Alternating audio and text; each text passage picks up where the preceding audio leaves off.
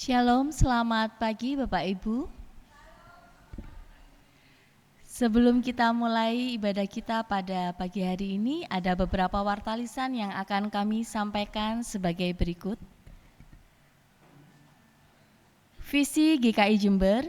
GKI Jember menjadi gereja yang mewartakan kasih Allah kepada diri, sesama, dan dunia. Saat ini kita sedang melaksanakan misi yang kedua, melaksanakan Family Driven Ministry, pelayanan gerejawi yang digerakkan oleh keluarga. Warta yang pertama, jika tidak ada keberatan yang sah dari anggota SIDI selama masa aprobasi dalam 3 hari minggu berturut-turut pada tanggal 6, 13, dan 20 April 2025, maka Majelis Jemaat akan melanjutkan proses kependetaan di dalam diri Saudara Yonatan SSI Teol pada tahap orientasi. Saudara Yonatan telah menjalani tahap perkenalan di GKI Jember terhitung sejak 1 Mei 2024. Sesuai dengan tata laksana GKI pasal 119 ayat yang ke-17, Majelis Jemaat telah melakukan evaluasi pada akhir tahap perkenalan. Persidangan Majelis Jemaat pada Minggu 30 Maret 2025 telah mengambil keputusan untuk melanjutkan proses kependetaan pada tahap orientasi sesuai dengan tata laksana GKI pasal 20 ayat 3. Dapat dibaca pada warta PDF. Surat keberatan selama-lamanya telah diterima oleh Majelis Jemaat pada hari Minggu 20 April 2025. Warta yang kedua, jemaat yang terkasih, dalam penghayatan kesalehan pribadi di minggu-minggu Prapaskah, kita diberikan kesempatan untuk mewujudkan refleksi diri dalam bentuk partisipasi penyediaan telur Paskah bagi jemaat. Adapun partisipasi berupa persembahan dapat dimasukkan ke dalam pundi telur yang telah tersedia di pintu masuk gedung gereja.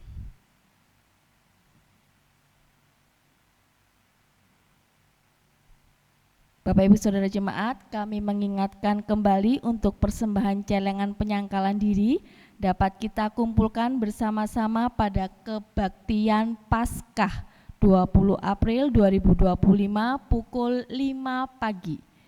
Hasil persembahan tersebut akan digunakan untuk kegiatan sosial di Wisma Kasih Panti Siwi Jember yang akan dilaksanakan pada hari Sabtu 26 April 2025 pukul 10. Mohon dukungan doa segenap jemaat untuk kegiatan sosial tersebut. Pemutaran video Paskah Anak.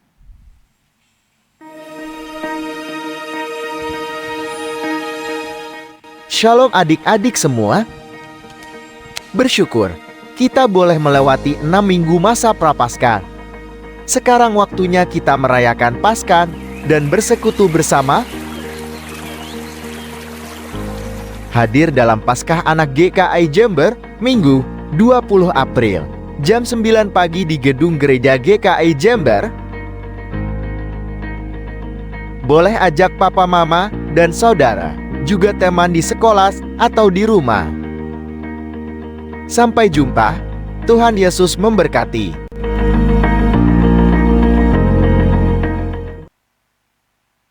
Demikian wartalisan yang dapat kami sampaikan. Tuhan memberkati.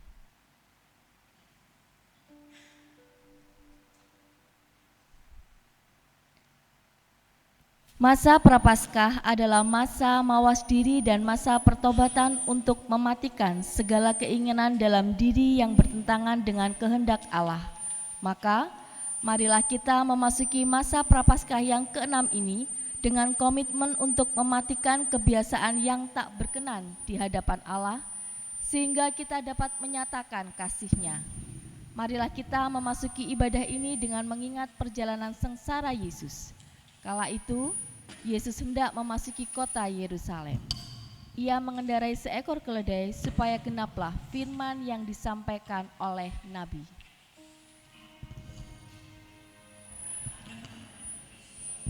Lihat, rajamu datang kepadamu. Ia lemah lembut dan mengendarai seekor keledai. Orang banyak menghamparkan pakaiannya di jalan, dan ada orang banyak yang berjalan mengikuti Yesus berseru, katanya, Hosana bagi anak Daud, diberkatilah dia yang datang dalam nama Tuhan. Hosana di tempat yang maha tinggi.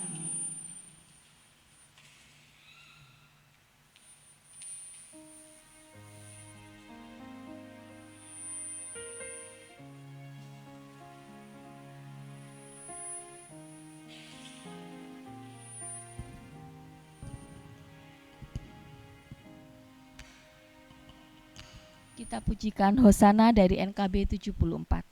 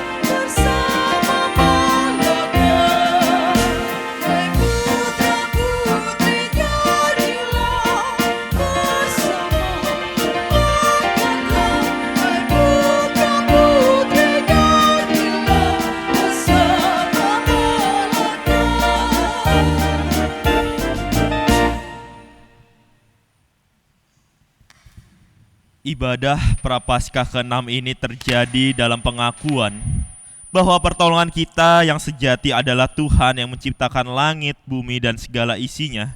Tuhan yang setia menepati janji keselamatan bagi dunia yang dikasihinya.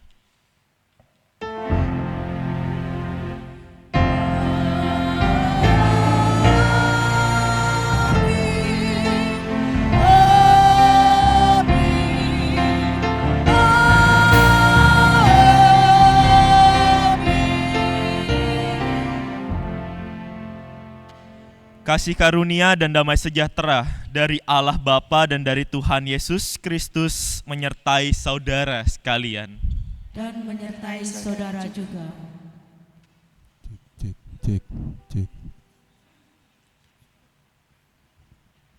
Waktu yang kita punya sangat singkat. Semuanya membuat kita berpikir sangat cepat. Agar memperoleh indah dan suka, tak perlu ada duka. Sebuah keniscayaan apabila suka tanpa derita. Senangnya apabila pintar tanpa belajar. Mampukah mereka menulis kisah tersebut?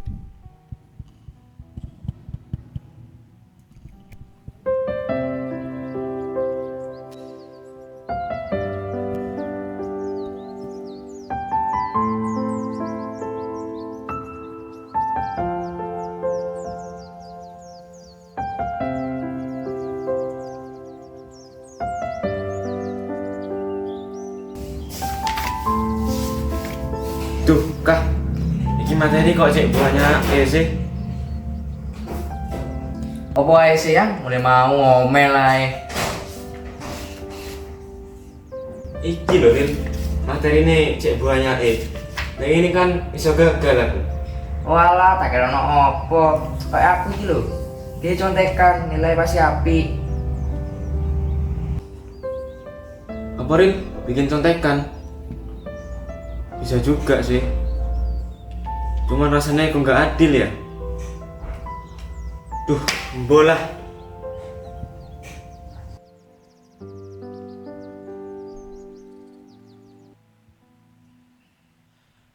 Penderitaan. Itulah yang selalu dihindari oleh kebanyakan orang. Dibandingkan memilih jalan yang berbelit, manusia lebih sering memilih jalan nyaman agar mendapatkan sesuatu yang diinginkan. Namun, Yesus yang tidak berdosa justru malah menggantikan kita yang mestinya menderita. Mengapa demikian? Tuhan, apakah dosamu?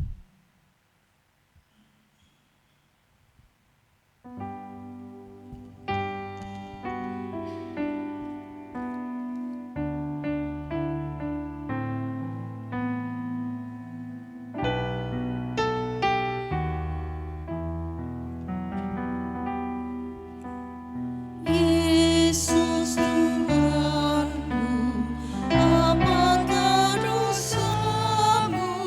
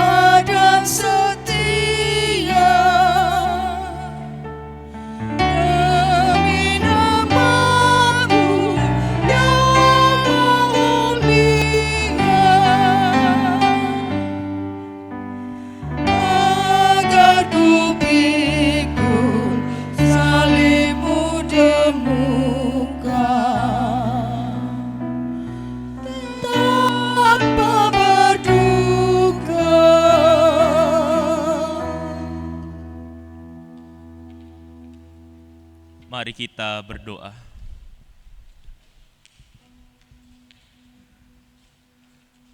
Bapa yang Maha Kasih, kini kami ingin mengakui bahwa kami adalah orang yang berdosa. Sering kami meninggalkan jalan yang benar demi memberi kenyamanan untuk diri kami. Seringkali tingkah laku kami, perkataan kami, bahkan cara berpikir kami tidak menunjukkan apa yang Engkau lalui selama kehidupanmu di dunia. Tuhan, ampunilah kami. Bebaskanlah kami dari jerat dosa ini. Dan biarlah Engkau mengembalikan kami ke jalan yang Engkau lalui bersama Bapa, Kristus dan Roh Kudus yang menyertai kami. Terima kasih ya Tuhan, inilah doa dan permohonan kami. Di dalam nama Tuhan Yesus Kristus yang menghapus dosa kami berdoa. Amin.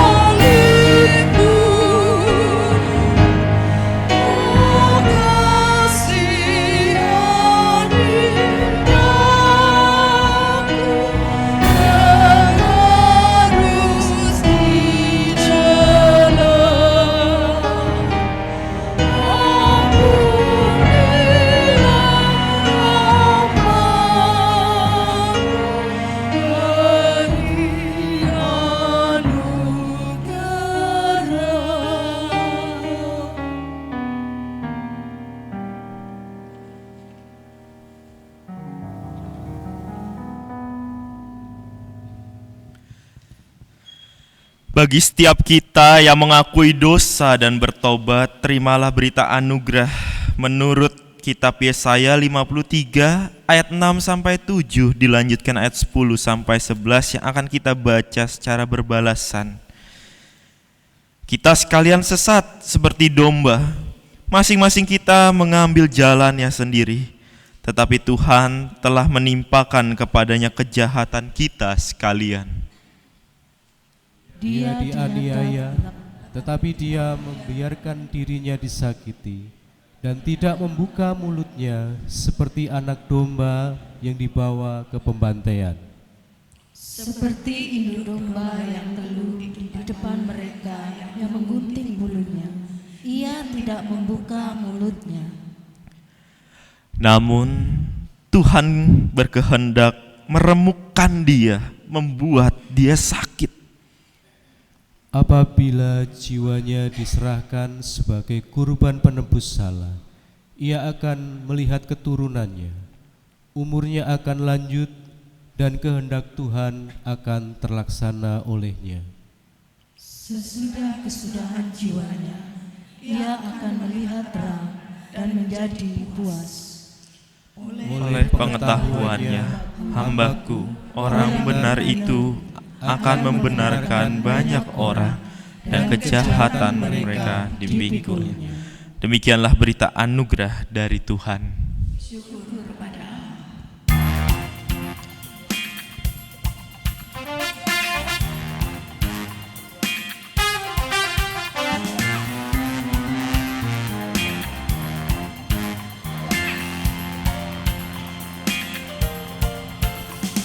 Shalom, shalom, damai Allah turun ke atasmu sekarang.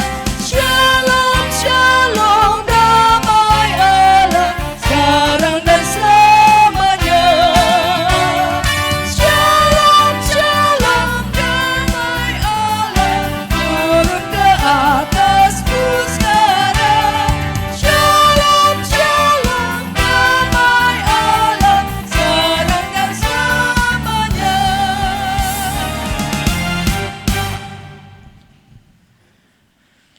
Marilah kita mempersiapkan hati untuk mendengarkan firman Tuhan, Sang Kebenaran Sejati.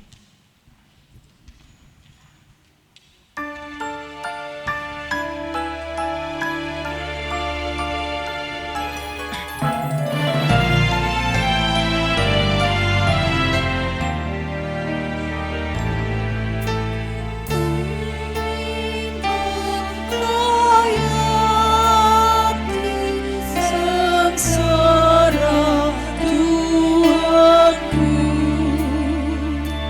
semoga ku dapati ya Yesus Rabbku. Tebus kesalahanku, membuatku lelah. Berilah hidup baru, ya Yesus, tolonglah.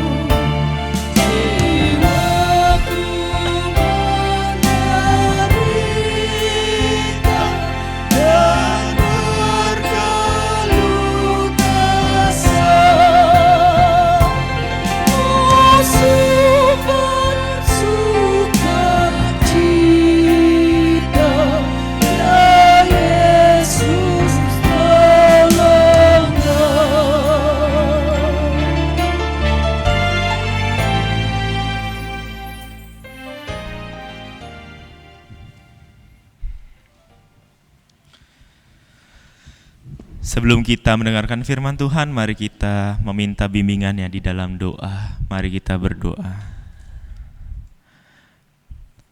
Tuhan, kami bersyukur jika pada hari ini, pada detik ini kami bisa tetap menghayati firman-Mu. Biarlah apa yang kami hayati nanti itu semua benar, kebenaran-Mu. Apa yang kami baca itu semua tertulis. Namun tidak semua yang kami dengar itu dapat kami pahami. Untuk itu ya Tuhan, biarlah Roh Kudus-Mu sendiri yang membimbing kami, sehingga bimbingannya membuat kami mengerti dan memahami apa maksud dari tulisan-tulisan yang kami baca.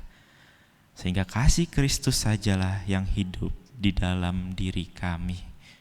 Terima kasih ya Tuhan, di dalam nama Tuhan Yesus Kristus kami berdoa dan mengucap syukur. Amin.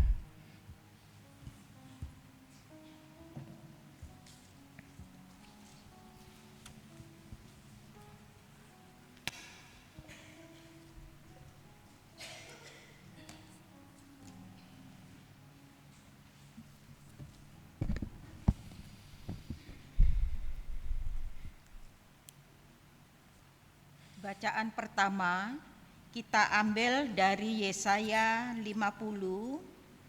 ayat yang keempat sampai dengan 9a. Yesaya 50 ayat yang keempat sampai dengan 9a.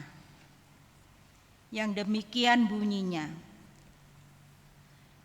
Tuhan Allah telah memberikan kepadaku lidah seorang murid, supaya dengan perkataan aku dapat memberi semangat kepada orang yang letih lesu. Pagi demi pagi ia mempertajam pendengaranku untuk mendengar seperti seorang murid. Tuhan Allah telah membuka telingaku dan aku tidak memberontak, tidak berpaling pula ke belakang. Aku memberi punggungku kepada orang-orang yang memukul aku, dan pipiku kepada orang-orang yang mencabut janggutku. Aku tidak menyembunyikan mukaku.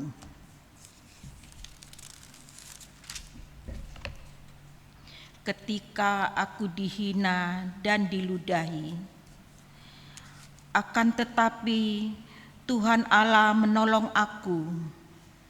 Sebab itu aku tidak mendapat aib. Sebab itu aku meneguhkan hatiku seperti keteguhan gunung batu. Karena aku tahu bahwa aku tidak akan mendapat malu.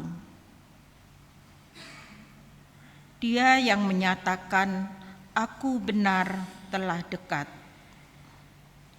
Siapakah yang berani berbantah dengan aku?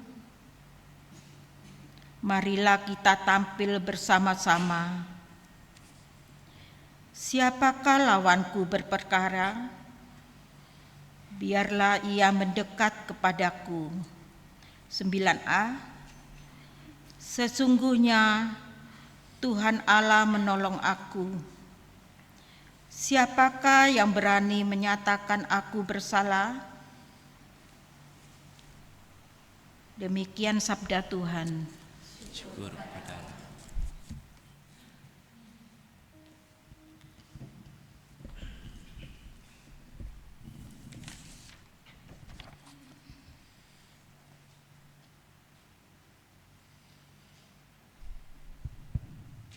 Antar bacaan, mari kita mendaraskan Mazmur 31.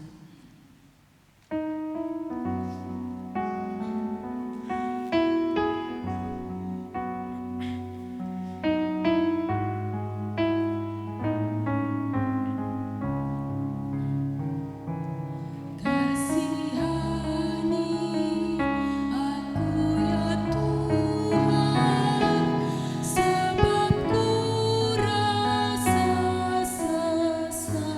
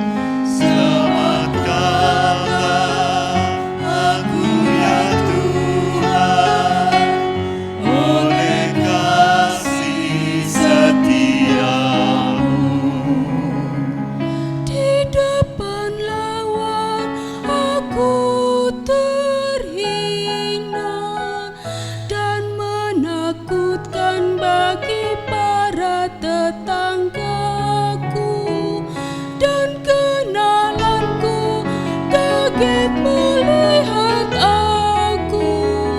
Orang di jalan pun lari dariku.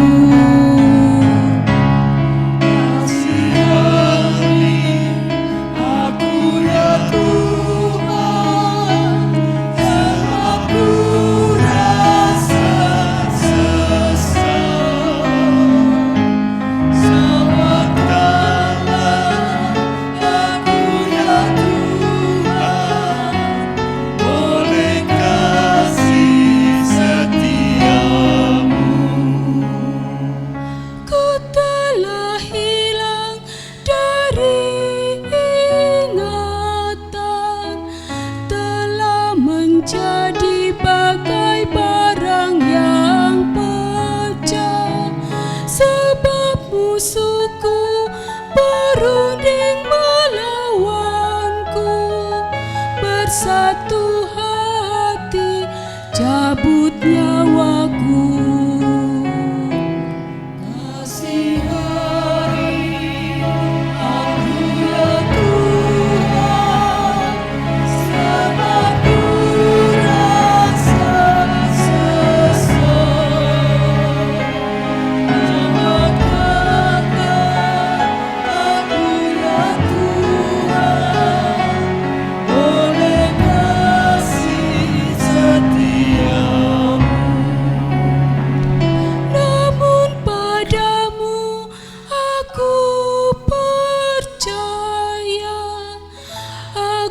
berkata, Tuhan kaulah Allahku, masa hidupku ada dalam tangan-Mu.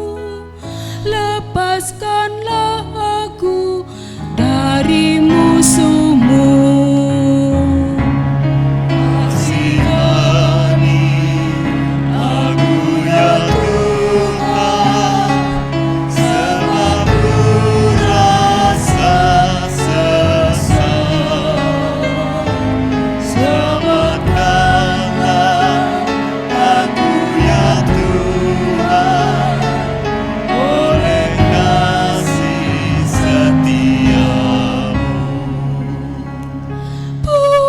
Wajahku pun bercahaya atas hamba-Mu ya Tuhan penyelamatku. Selamatkan aku dari yang mengejarku, selamatkan oleh kasih setia-Mu.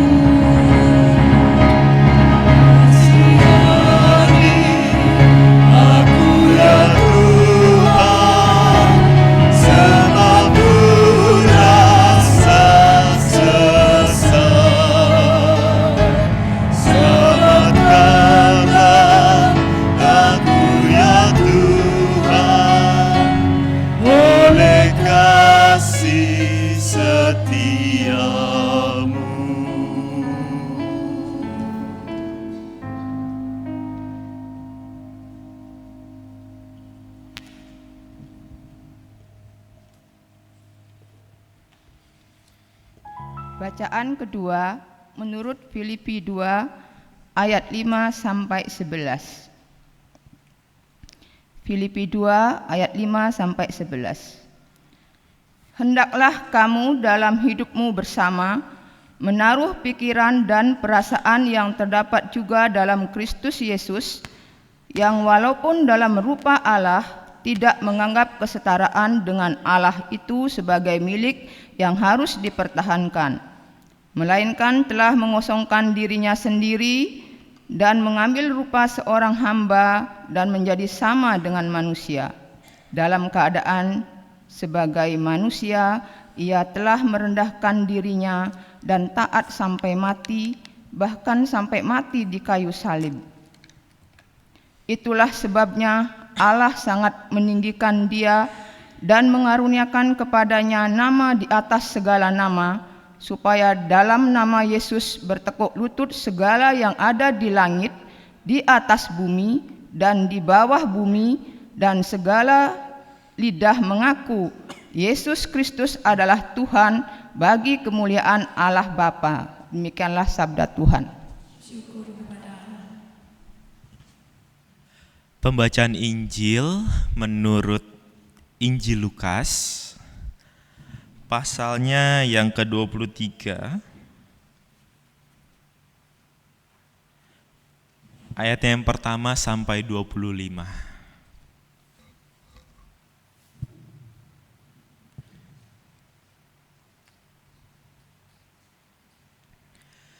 Inilah Injil Tuhan Yesus Kristus menurut Lukas 23 ayat pertama sampai 25.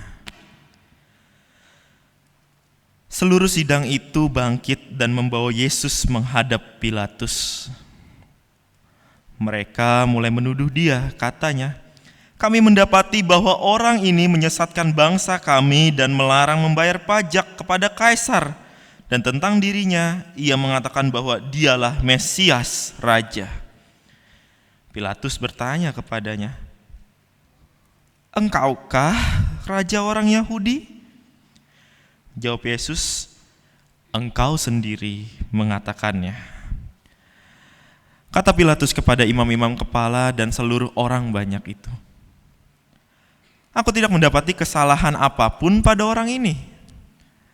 Namun mereka semakin kuat mendesak, katanya, "Ia menghasut rakyat dengan ajarannya di seluruh tanah orang Yahudi, mulai dari Galilea dan sampai ke sini."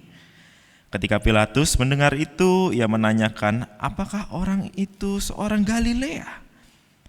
Ketika ia tahu bahwa Yesus seorang dari wilayah Herodes, dikirimnya dia menghadap Herodes yang pada hari-hari itu ada juga di Yerusalem.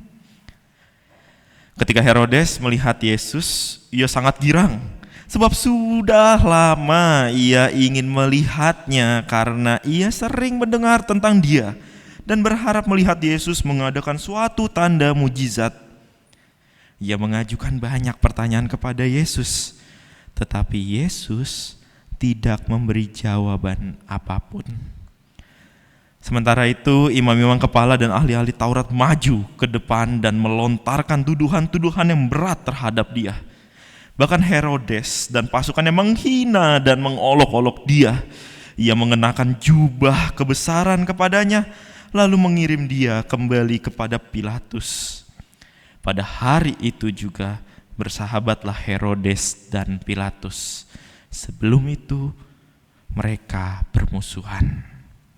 Lalu Pilatus mengumpulkan pemimpin-pemimpin serta rakyat dan berkata kepada mereka, "Kamu telah membawa orang ini kepadaku sebagai seorang yang menyesatkan rakyat. Lihat, aku telah memeriksanya di hadapan kamu, dan dari kesalahan-kesalahan yang kamu tuduhkan kepadanya, tidak ada yang kudapati kepadanya."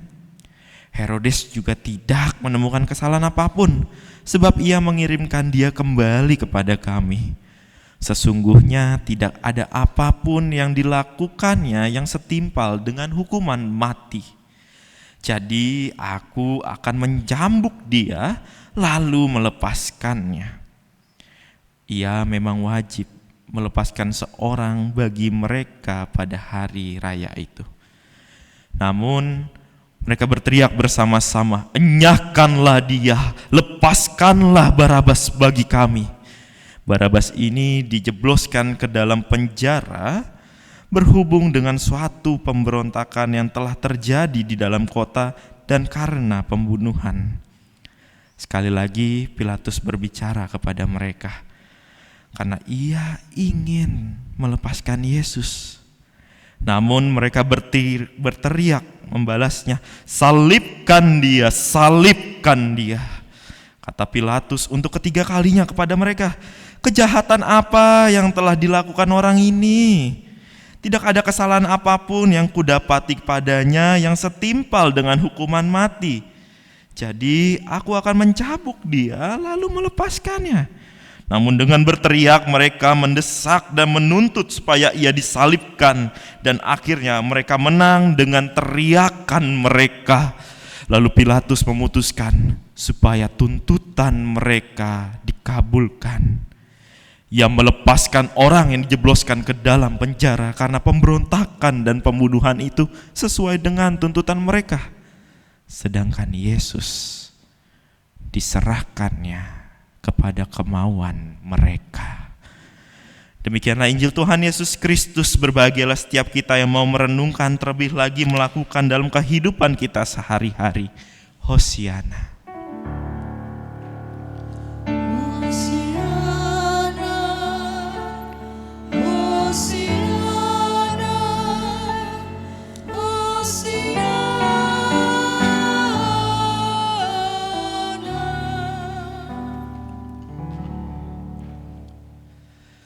Selamat pagi Bapak Ibu serta Saudara yang dikasihi oleh Tuhan.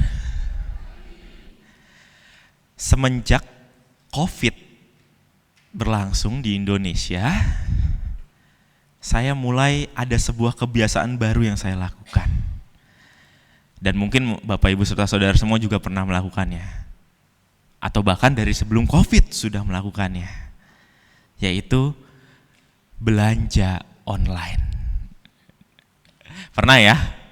Pernah ya, hampir semua pernah belanja online gitu ya, menggunakan aplikasi oranye, hijau, biru, banyak gitu ya. Bahkan dari media sosial juga ada yang menggunakan belanja online. Cuma Bapak Ibu serta Saudara yang dikasih oleh Tuhan, setiap belanja online sebelum barangnya nyampe, saya punya ketakutan tersendiri. Kenapa? Karena kalau setiap belanja online gitu ya, melihat di toko-tokonya tersebut, wah, gambar barangnya tuh bagus-bagus gitu ya, bagus-bagus, terus terlihat wah bermerek ini ya. Bukan hanya barang-barang, misalkan beli makanan secara online pun wah makanannya terasanya enak sekali. Tapi ketika datang, belum tentu hasilnya sesuai dengan ekspektasi kita.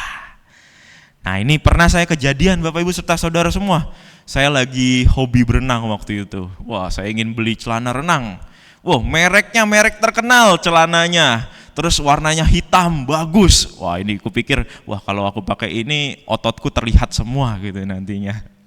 Jadi saya check out dengan harga yang wah harganya tidak terlalu mahal tapi tidak terlalu murah juga. Ketika di check out, datang barangnya. Wah saya buka barangnya. Bagus sih barangnya, mereknya sama sih gitu ya, warnanya pun hebat gitu ya, tidak ada bolong, tidak ada rusak. Tapi ketika saya pakai celana renang itu cuma muat sampai betis saya gitu ya, nggak bisa gitu ya, nggak bisa sampai paha gitu, nggak bisa, cuman sampai betis. Ketika dipaksakan gitu ya, jadinya satu celana cuma bisa untuk satu kaki gitu. Nggak bisa, tidak sesuai ekspektasi. Di situ saya kecewa gitu ya, mau kembaliin barang ya salah saya juga gitu ya, nggak tahu itu ternyata untuk ukuran anak, tapi nggak apa-apa. Itu barang. Makanan juga pernah Bapak Ibu semua. Wow kalau makanan gitu ya di aplikasi-aplikasi online, rasanya nikmatnya, sambelnya tuh menggoda gitu, kayak Nathan ayo pesan aku gitu ya, digoda saya. Dan terlihat oke, ini terlihat enak, saya pilih. Waktu itu saya pernah beli dada ayam crispy dengan sambal geprek ya. Wah sambal ayam gitu ya, saya cek, terlihat besar, terlihat nasinya juga banyak. Ketika datang, hanya sekecil ini kotaknya. Oh mungkin saya pikir, oh mungkin hanya kemasannya aja gitu ya, mungkin ayamnya besar gitu. Ketika saya buka, bener sih dada, tapi kayaknya dada anak ayam gitu ya. Kecil sekali, mungkin hanya sekitar 2-3 gigitan, sudah habis dilahap oleh saya. Dan lagi-lagi saya kecewa dengan pembeliannya. Tapi memang tidak semua seperti itu, tidak semua. Tapi entah Bapak Ibu serta Saudara semua pernahkah mengalami hal demikian? Pernah ya, pernah, pasti sekali 2 kali pernah dapat zonk gitu ya. Dan apa yang dirasakan oleh Bapak Ibu semua? Kecewa, marah, Terus ada juga yang sampai nggak mau bayar ke kurirnya gitu ya, minta balik uangnya gitu ya. Terus merasa sedih, aduh uangku terbuang cuma-cuma, harusnya saya pergi ke Lipo aja untuk belanja secara langsung atau makan di tempatnya langsung aja gitu ya. Semua itu terjadi karena awalnya kita melihat sesuatu itu terlihat bagus, terlihat sempurna, terlihat wah ini pasti rasanya enak, wah ini pasti akan bagus ketika saya pakai. Namun semua itu, semua ekspektasi yang luar biasa itu jatuh karena hasilnya tidak sesuai dengan bayangan kita. Sehingga yang timbul adalah rasa kecewa. Dan saya rasa mungkin seharusnya itu juga yang dirasakan Yesus ketika memasuki kota Yerusalem. Minggu ini Bapak Ibu serta saudara semua dirayakan dengan dua cara sebenarnya. Ada Minggu Palma, ada juga Minggu Sengsara. Nah, Minggu Palma itu kenapa bisa diadakan Minggu Palma? Nah, terlihat dari adik-adik kecil kita tadi yang nari ke depan. Kenapa? Karena ketika Yesus masuk ke kota Yerusalem, wah orang-orang berteriak dengan sorak-sorai, dengan sukacita, dikatakan Hosana, diberkatilah engkau yang datang di dalam nama Tuhan. Semua masyarakatnya menggoyang-goyangkan daun palemnya gitu ya, dengan bersukacita. Yesus dipuji-puji, bahkan baju-baju sampai dihamparkan gitu ya di jalanan untuk menyambut seorang raja. Kalau kita lihat Mazmur gitu ya, Mazmur 118, lagu atau ungkapan yang dinyanyikan itu adalah menandakan seorang raja yang akan datang. Bayangkan Yesus disambut dengan meriah. Kalau kita biasanya nyambut gubernur, nyambut presiden, dikeluarin semuanya gitu ya. Sama Yesus diperlakukan seperti itu. Tapi tidak sampai 7 hari. Pujian-pujian, sorak-sorai itu berubah menjadi siksaan dan hinaan. Kalau kita lihat bacaan Injil kita, ketika Yesus ditangkap, sorak-sorai pujian itu berubah menjadi kata-kata yang menyakitkan. Kata-kata menyakitkan yang pertama itu kita bisa melihat ketika Yesus pertama kali diserahkan oleh Pilatus. Di saat harusnya pujian yang ia diterima di sisi pemerintahan, tapi malah di sisi pemerintahan dia bukannya diterima dan dipuji. Justru ia dituduh dan difitnah. Di situ dia malah diberikan tuduhan-tuduhan yang mungkin tidak pernah ia lakukan sebelumnya. Apa saja Bapak Ibu serta saudara tuduhan kepada Yesus Kristus kalau kita baca? Ada yang bisa menjawab? Kenapa? Ya, di ayat kedua, menyesatkan bangsa. Ya memang guru sekolah minggu harus hafal ya. Menyesatkan bangsa, terus apa lagi? Tidak membayar pajak. Bayangkan, padahal Yesus sendiri pernah mengatakan apa yang menjadi hak Kaisar, berikanlah kepada Kaisar, apa yang menjadi hak Allah, berikanlah kepada Allah. Jadi kemungkinan Yesus tidak mungkin tidak membayar pajak. Tapi itulah tuduhan yang diserahkan kepada Yesus, itulah fitnah yang diserahkan kepada Yesus. Karena orang-orang sudah benci duluan sama mereka gitu ya, orang-orang udah mau menghukum dia duluan. Jadi fitnahan, tuduhan diserahkan kepada Yesus Kristus, dipuji lalu difitnah. Itu baru kata-kata menyakitkan yang pertama. Lalu setelah dari Pilatus, Yesus diberikan lagi kepada seorang pemimpin di Galilea, karena Yesus orang Galilea.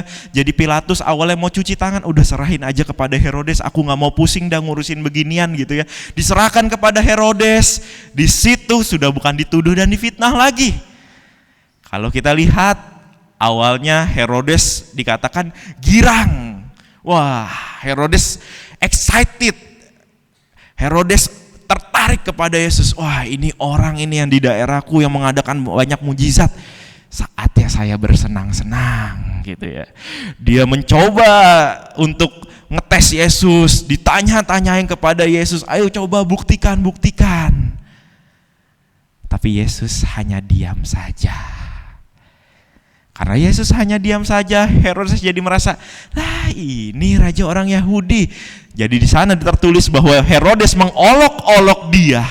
Yesus di sana diejek, Yesus di sana dijadikan bahan permainan, bahkan dipakai jubah kebesaran ini, jubah raja, katanya kamu raja, pakai ini raja apa macam ini. Jadi tadi sudah dituduh, difitnah, kini dia diolok-olok, kini dia dihina, kini dia dijadikan bahan bercandaan pada saat itu. Kalau kita dijadikan bahan bercandaan, marah biasanya. Diledekin dikit, marah. Ingat saya dikatain gendut dikit aja dulu waktu SD, marah gitu ya. Sekarang sudah terima. Mungkin Bapak Ibu juga dikatain hitam dikit, marah. Mungkin dikatain kurus atau gemuk dikit, marah. Tapi di situ Yesus tetap diam. Difitnah, diolok-olok. Lalu setelah itu Yesus dikembalikan kepada Pilatus. Dikembalikan kepada Pilatus. Apakah habis itu dia dipuji lagi karena memakai jubahnya? Enggak. Pilatus yang tidak menemukan kesalahan akhirnya bertanya, gak ada salahnya ini, mau dibebasin aja gas, saya cambuk. Tapi apa yang dikatakan oleh masyarakat pada saat itu? Enyahkan dia, salibkan dia. Seketika pujian-pujian itu tidak ada artinya. Justru Yesus di sana malah mendapatkan ketidakadilan. Di situ Yesus malah mendapatkan penderitaan. Seketika kata Hosana berubah menjadi kata enyahkanlah. Seketika kata diberkatilah dia yang datang dari nama Tuhan berubah menjadi salibkan dan bunuh dia, hilangkan dia, musnahkan dia.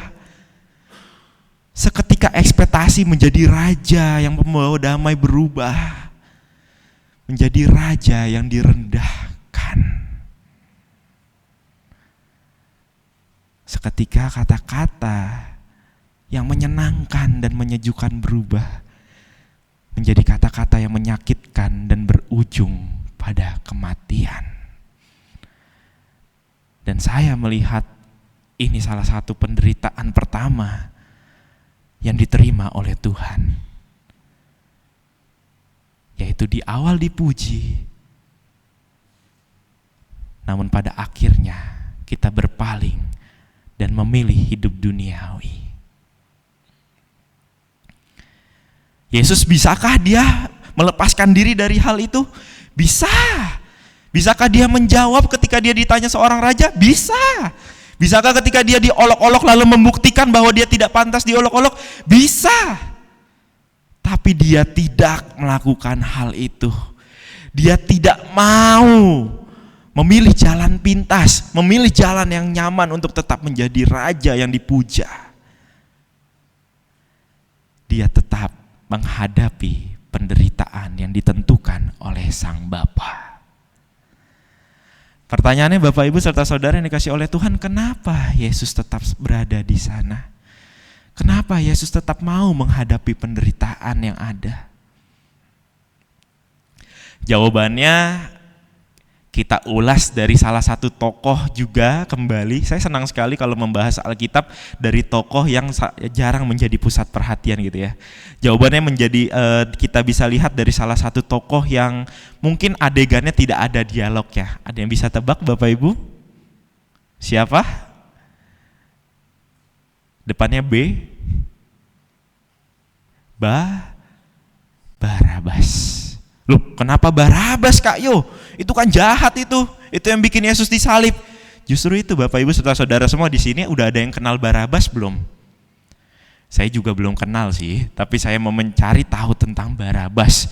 Kalau di film-film gitu, di film-film Tuhan Yesus, Barabas tuh dibuat wajahnya tuh jelek gitu ya, wajahnya jelek, terus dibuat serem gitu ya, garang gitu ya, terus dibuat biasanya ketawa-tawa kayak orang yang agak miring gitu ya, karena dianggap sebagai penjahat. Dan benar saja gitu ya, Barabas itu sebenarnya tidak sepenuhnya jahat awalnya. Jadi Barabas itu ketika Israel sedang dijajah oleh Romawi, Barabas adalah salah satu tokoh proklamator. Dia adalah orang yang melawan orang-orang penjajah gitu untuk memerdekakan bangsa. Tapi cara yang dilakukan berbeda dengan Yesus. Ketika Yesus mengatakan kasih, ketika Yesus ingin membawa damai, Barabas justru melakukan pembunuhan. Dia membunuh orang-orang untuk membebaskan bangsanya. Jadi Barabas memakai cara yang tidak layak sebagai manusia gitu ya. Kalau di ibarat sekarang, Barabas itu disetarakan dengan teroris pada masa itu oleh pemerintah. Makanya dia dipenjara pada saat itu. Tapi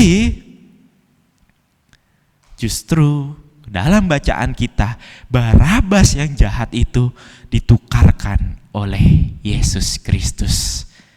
Bayangkan ketika menjadi sosok Barabas, mengalami kejahatan gitu ya, melakukan berbagai dosa, melakukan pembunuhan, lalu dia ditangkap oleh Romawi, dia sudah berada di bayang-bayang kematian, karena pada saat itu hukuman salib itu digunakan untuk orang-orang yang melakukan kejahatan berat, dan termasuk Barabas. Barabas mungkin sudah tidak memiliki harapan hidup lagi. Barabas juga mungkin sudah menyerah, udah pasrah, udah merasa bahwa besok ia akan mati. Tapi justru pada hari itu Barabas mendapatkan hidupnya kembali. Barabas kembali mendapatkan hidup karena Kristus yang mengorbankan diri untuknya. Justru di sana Barabas yang harusnya mati karena kesalahannya ditukar oleh seseorang yang tidak ia kenal, namun sangat mengasihi dia. Barabas bebas. Barabas yang bersalah, tapi Yesus yang menerima hukuman mati. Dan Barabas itu adalah kita semua. Kita adalah Barabas, Barabas kecil.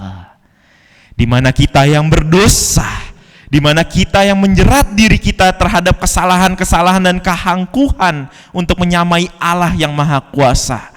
Di mana kita yang terjerat oleh siksaan penderitaan karena dosa yang kita lakukan.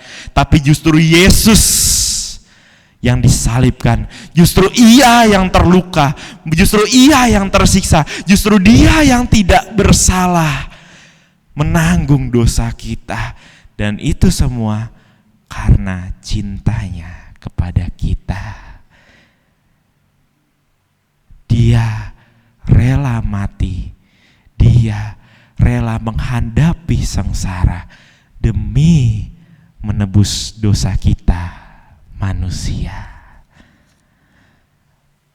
Itulah teladan Yesus Kristus yang Paulus katakan dalam surat Filipi mesti kita ikuti, yaitu merendahkan diri untuk membebaskan mereka yang terluka, yang mau mengosongkan diri dan memperlakukan kasih untuk menyelamatkan mereka yang sedang tersiksa.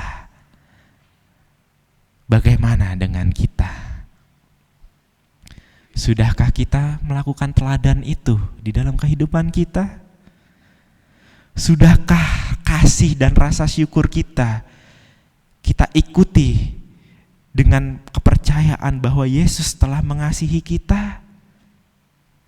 Sudahkah kita semua mau menderita demi orang-orang yang terluka? Maukah kita menghadapi masa sengsara selama kita menanti Yesus yang akan datang kedua kalinya?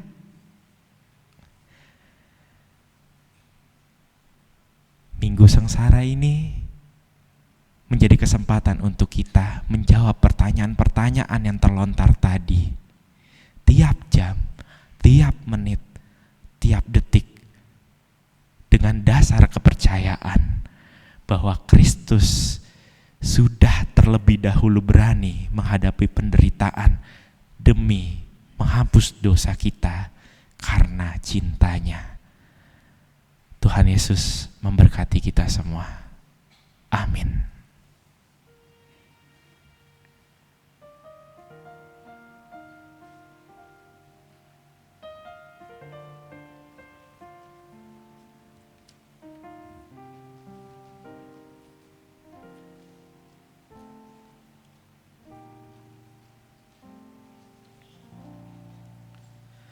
Persembahan pujian dari vokal grup Gracia.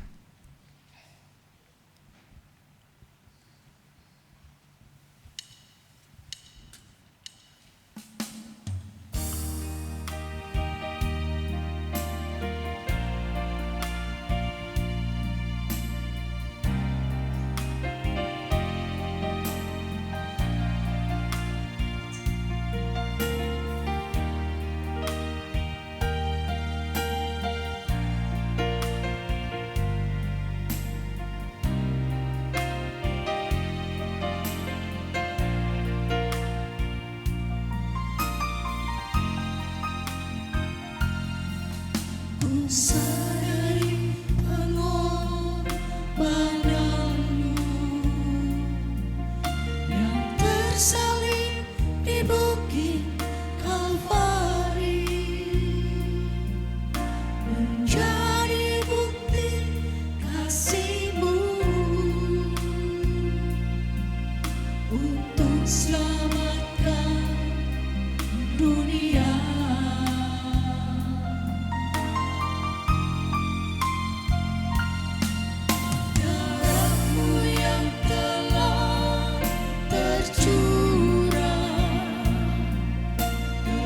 Segala dosaku,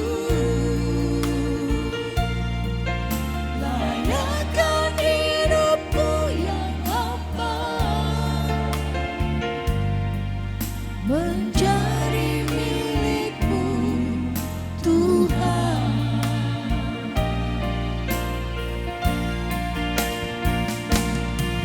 Yesus, pengorbananmu wujud kasih cinta Bapa.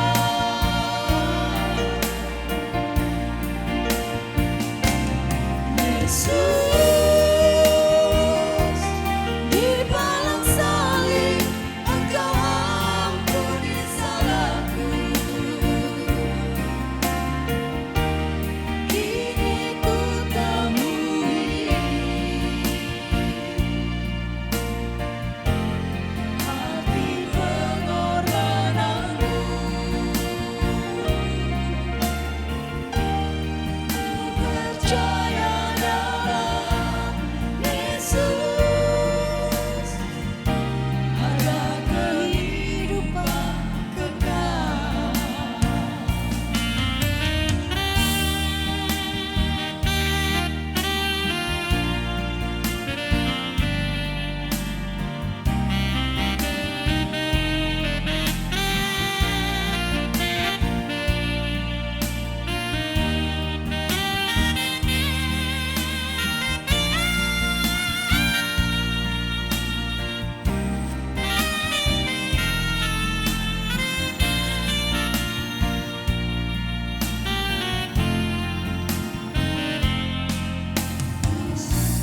Yang telah bercurah tebus segala dosaku, layakkan hidupku yang hampa menjadi milik-Mu, Tuhan.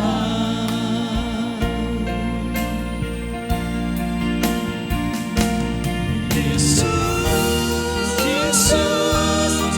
pengorbananmu wujud kasih cinta Bapa.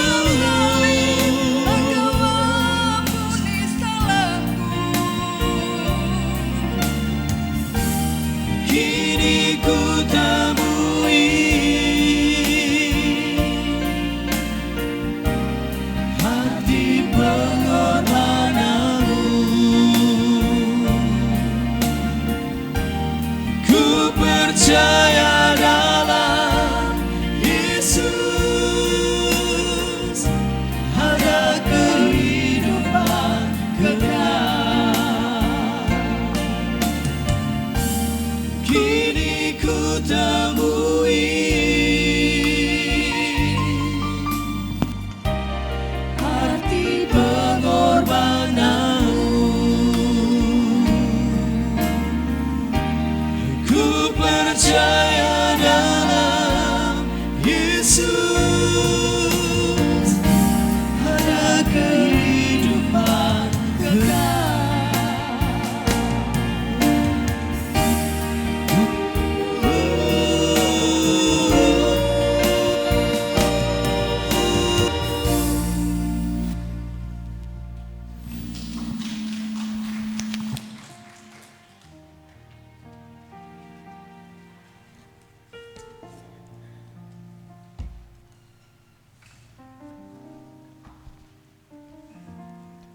Umat diundang untuk bangkit berdiri. Di dalam kesatuan gereja Allah di segala waktu dan tempat, bersama-sama kita ikrarkan pengakuan percaya kita menurut pengakuan iman rasuli.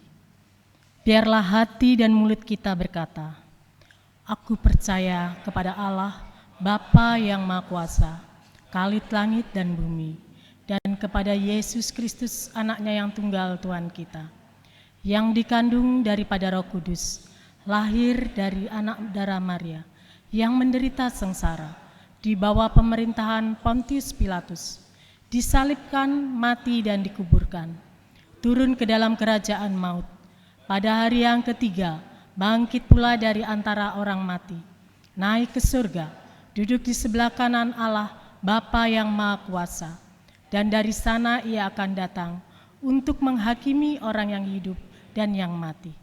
Aku percaya kepada Roh Kudus, gereja yang kudus dan am, persekutuan orang kudus, pengampunan dosa, kebangkitan orang mati, dan hidup yang kekal. Umat silakan duduk kembali.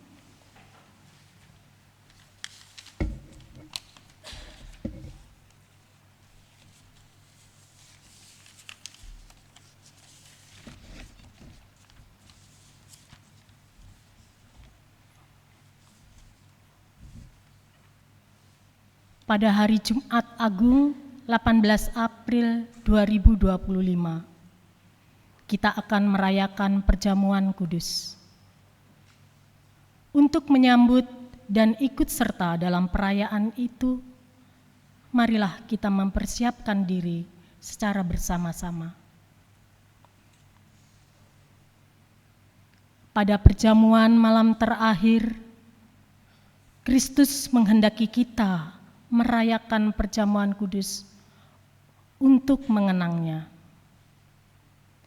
Mengenang Kristus berarti mengalami kehadirannya seperti murid-muridnya dahulu mengalami kehadirannya bersama mereka. Mengenang Kristus juga berarti menyadari secara pribadi seluruh kehidupan Kristus yang diberikannya bagi keselamatan dunia, sejak ia lahir, melayani, menderita sengsara, mati, dibangkitkan, dan dimuliakan di surga. Marilah kita merenungkannya. Apakah saudara benar-benar rindu untuk berjumpa secara pribadi dengan Kristus? Untuk mengalami kasih, kuasa, dan kebenarannya yang membaharui hidup saudara?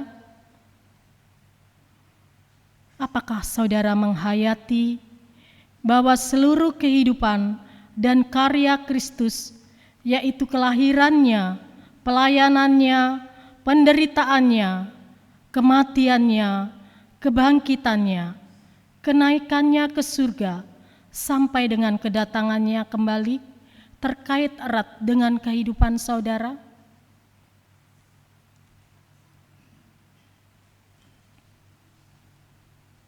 Pada perjamuan malam terakhir, ketika Kristus memecah roti dan mengangkat cawan, ia membagikan tubuh dan darahnya sendiri kepada murid-muridnya. Menerima tubuh dan darahnya berarti dipersatukan dengan Kristus, sehingga Ia menjadi kepala dan kita tubuhnya. Menerima tubuh dan darahnya berarti dipersatukan dengan semua orang yang menerimanya, juga menjadi satu tubuh dan satu roh. Marilah kita merenungkannya.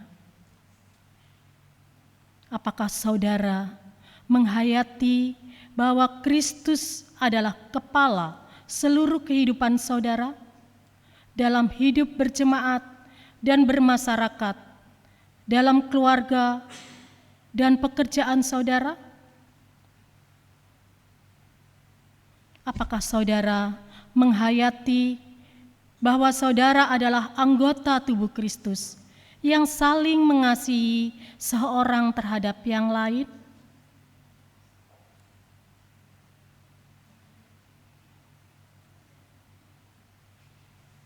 Ketika kita bersatu dengan Kristus, roti hidup yang dipecah-pecahkan bagi dunia ini, kita pun dipersatukan dalam kematian dan kebangkitan Kristus. Dipersatukan dengan Kristus berarti diutus untuk mengosongkan dan menyangkal diri, memikul salib dan mengikut Kristus. Dipersatukan dengan Kristus berarti diutus untuk memberi hidup kita demi keselamatan dunia.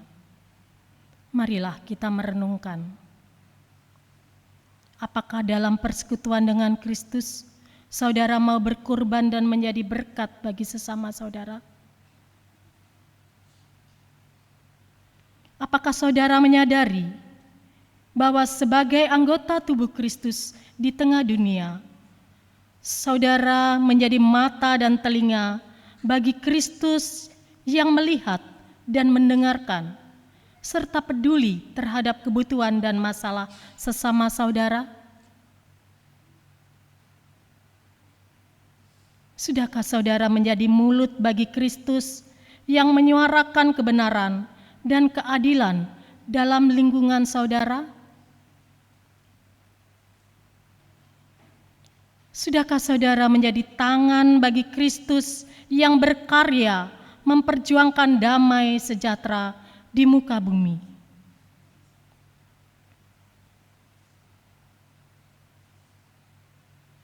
Kiranya Roh Kudus menolong kita semua dalam mempersiapkan diri untuk merayakan perjamuan kudus pada hari Jumat Agung 18 April 2025 pukul 15.00 atau jam 3 sore mendatang.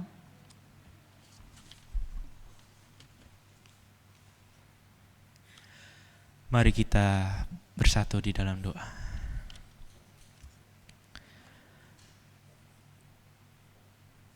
Tuhan Bapa kami yang baik,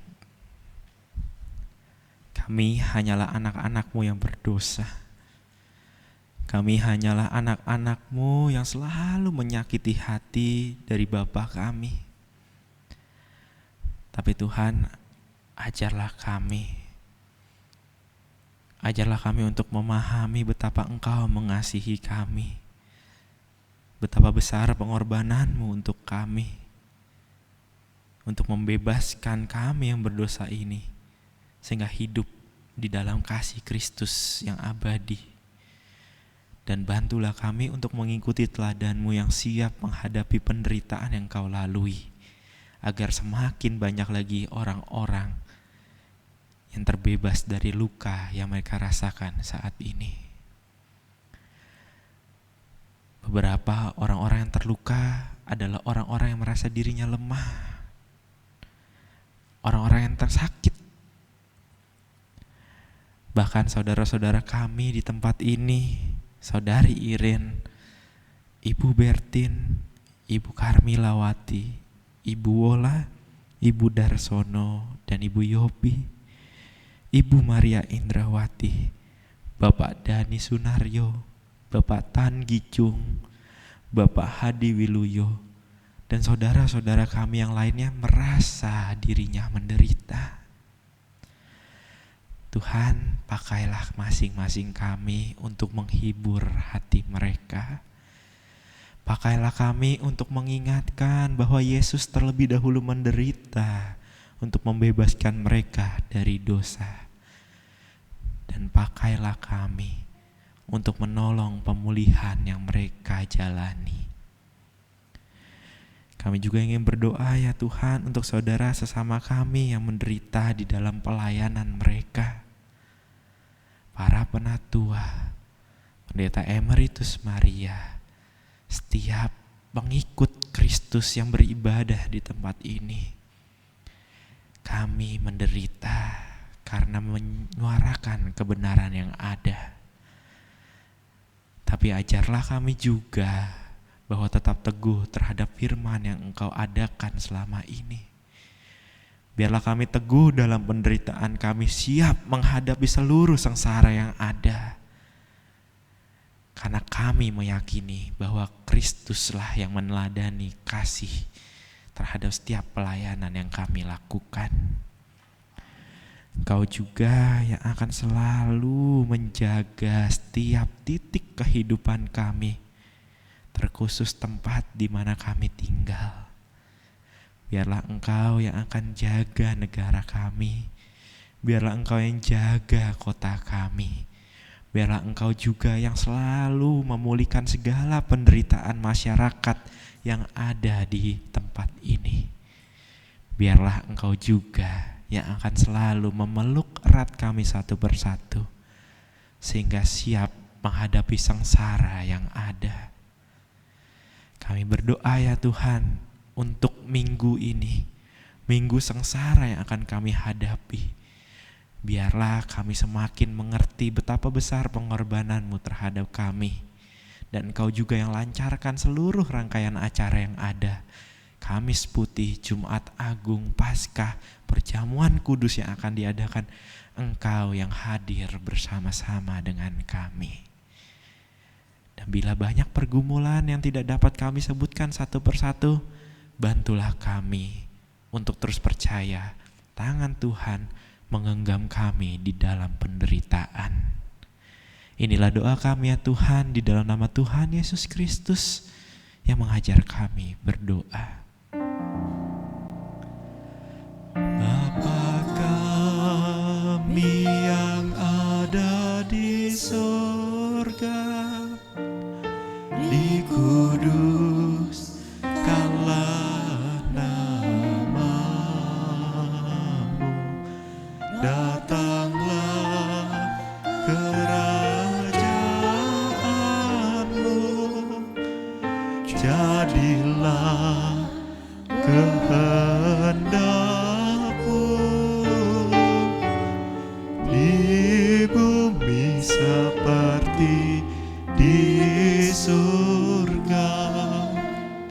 Berilah kami pada hari ini makanan kami yang secukupnya, dan ampuni kesalahan kami seperti kami ampuni yang lain, dan jauhkan kami dari pencobaan, lepaskanlah kami dari yang jahat.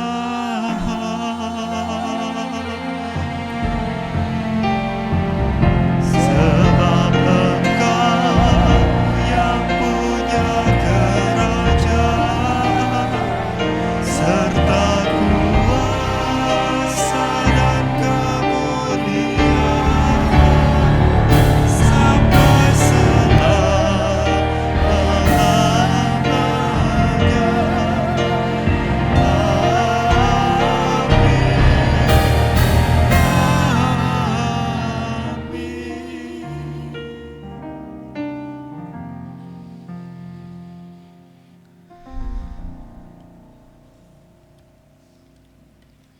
Majelis dan Jemaat GKI Jember mengucapkan selamat datang dan selamat beribadah kepada Bapak, Ibu, Saudara yang baru pertama kali hadir dalam ibadah hari ini.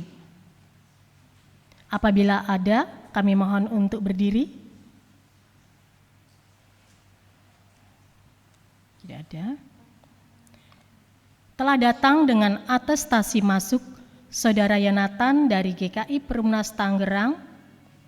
Selamat datang, selamat berkarya, selamat melayani di ladang GKI Jember.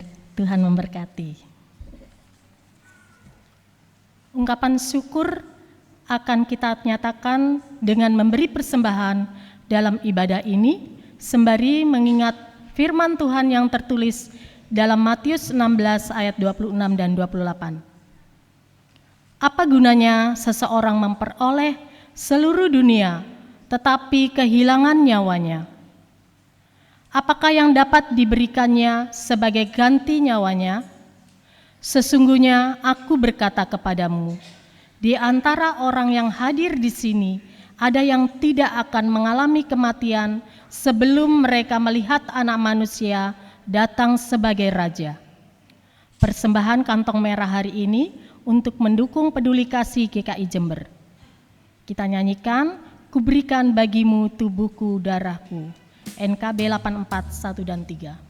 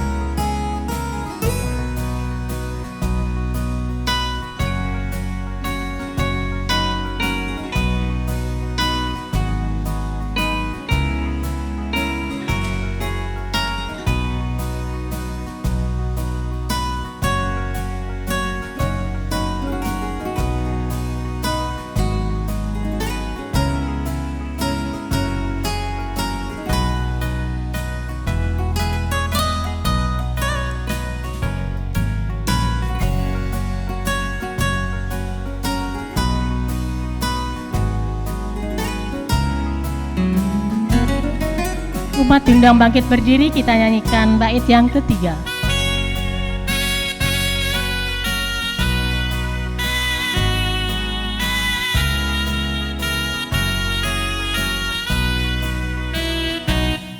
Ku sudah disesat, tersiksa dan pedih, supaya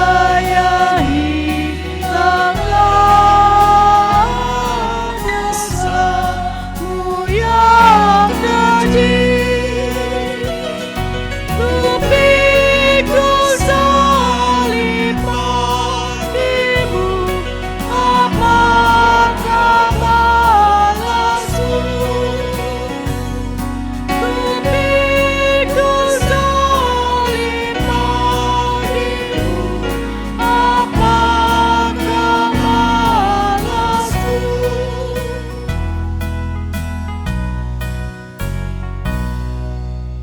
kita berdoa.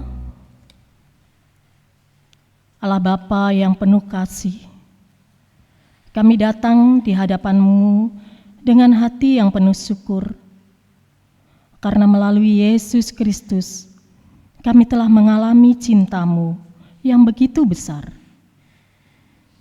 Dalam sengsara Kristus, kami belajar tentang ketaatan, pengorbanan, dan kasih yang tak terukur. Pada saat ini ya Tuhan, kami membawa persembahan kami ke hadapan-Mu. Persembahan ini adalah ungkapan kasih dan rasa syukur kami atas segala berkat yang telah Engkau limpahkan. Kiranya Engkau berkenan menerima persembahan ini untuk kemuliaan nama-Mu. Tolong kami ya Tuhan, agar kami semakin belajar untuk mengikuti teladan-Mu yang rela mengorbankan diri demi keselamatan kami. Kami serahkan doa dan persembahan ini hanya di dalam nama Tuhan Yesus Kristus yang telah menanggung sengsara demi kami semua. Amin.